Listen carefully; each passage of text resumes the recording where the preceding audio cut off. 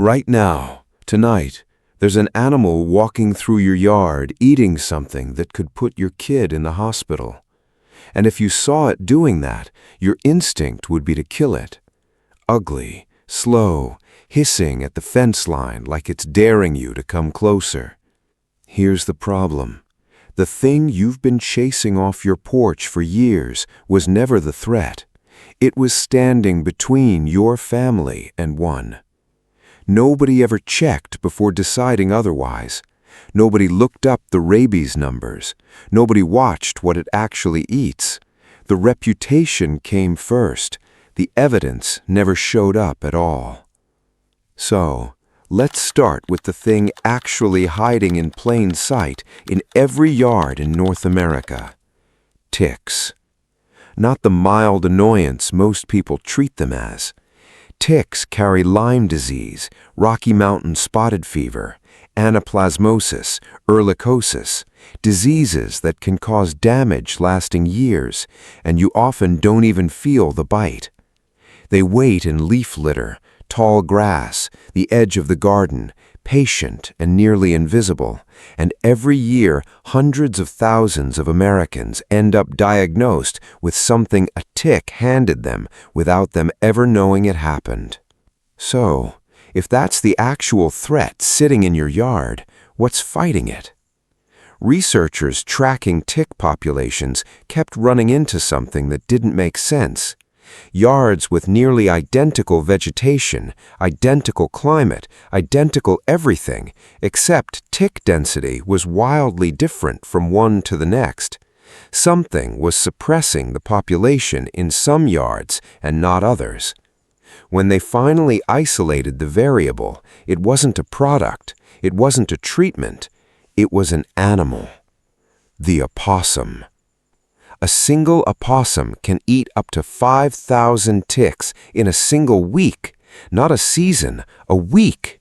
One animal working through your yard every night, functioning like a tick control system nobody installed and nobody's paying for. The reason is almost embarrassingly simple.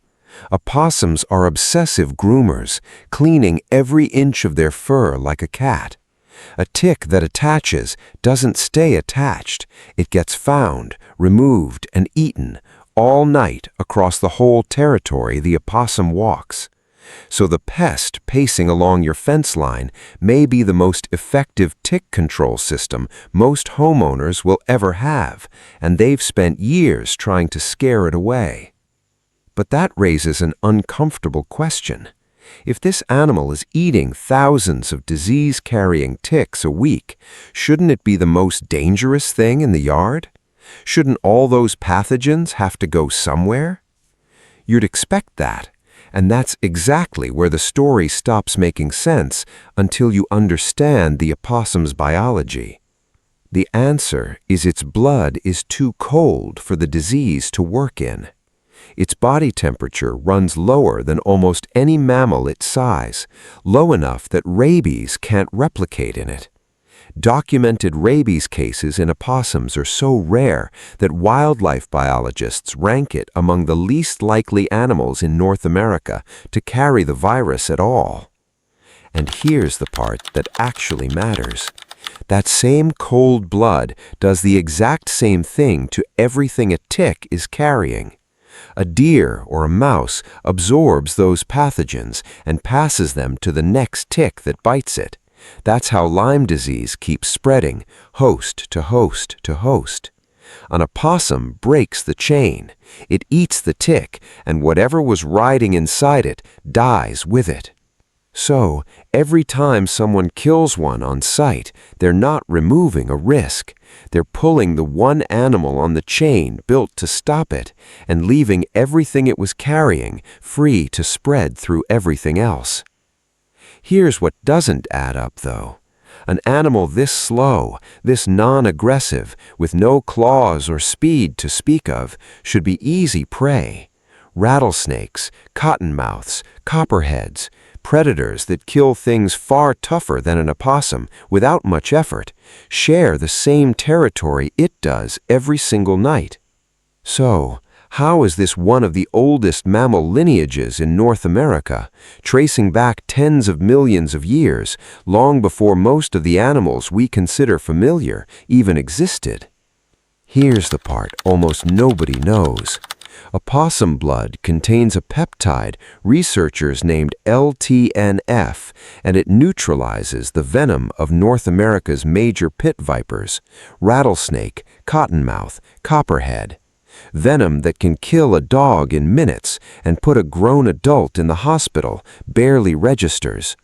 An opossum can be bitten by one of the most dangerous snakes on the continent and simply walk away from it.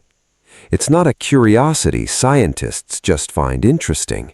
That same peptide is now being studied as a potential foundation for a universal antivenom, something that could work across multiple snake species and matter enormously in parts of the world where antivenom is too expensive or too scarce to stock.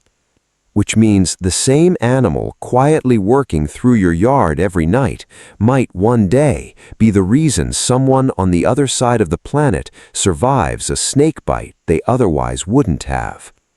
Even the thing everyone thinks they understand about opossums, playing dead, isn't what people assume. It's not a performance, it's not a choice. When an opossum hisses at you, that's fear. It would always rather run than fight. And when fear tips over into full shutdown, what follows is involuntary, a stress-induced catatonic state, body limp, breathing slowed, releasing a foul odor to convince a predator it's already gone. It has zero control over when it starts or stops. It's not tricking you. Its nervous system is doing the only thing it has left. And that same animal playing dead in your headlights might have 4 or 5 joeys clinging to her back, riding along as she works, each one barely bigger than a honeybee when it was born, blind and instinct-driven, having crawled into her pouch and spent 2 months developing there before it ever saw your yard. She's not just protecting your family tonight, she's raising the next one that will. None of this is abstract. It's happening tonight in yards like yours, whether you notice or not. Every barefoot summer evening, every hike through the tall grass past the fence line, every leaf pile your dog dives into head first. Those are exactly the places ticks are waiting, and exactly the places an opossum is already working, cutting that risk down before it ever reaches your family. You don't have to do anything for that protection to exist. It's already there. The only question is whether you're about to undo it the next time those eyes show up at the edge of your yard. So, here's what actually changes starting tonight. If you see an opossum moving slowly along the fence line, foraging near the garden beds, or frozen for a second in your headlights, leave it there. No broom, no trap, no call to animal control. It isn't lost, it isn't sick, and it isn't a threat. It's working.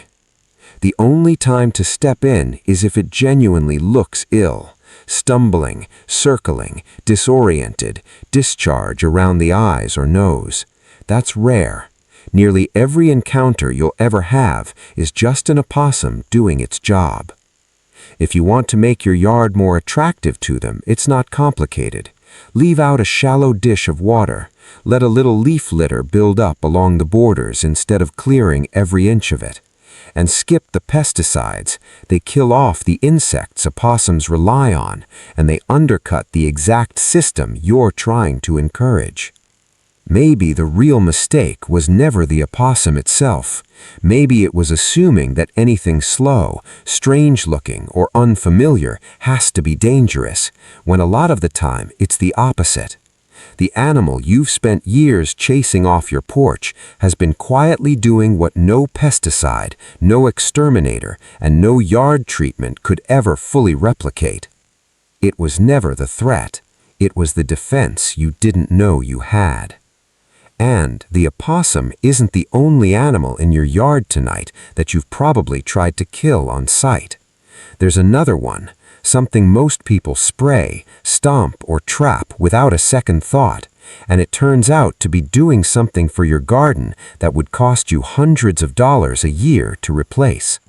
That's next.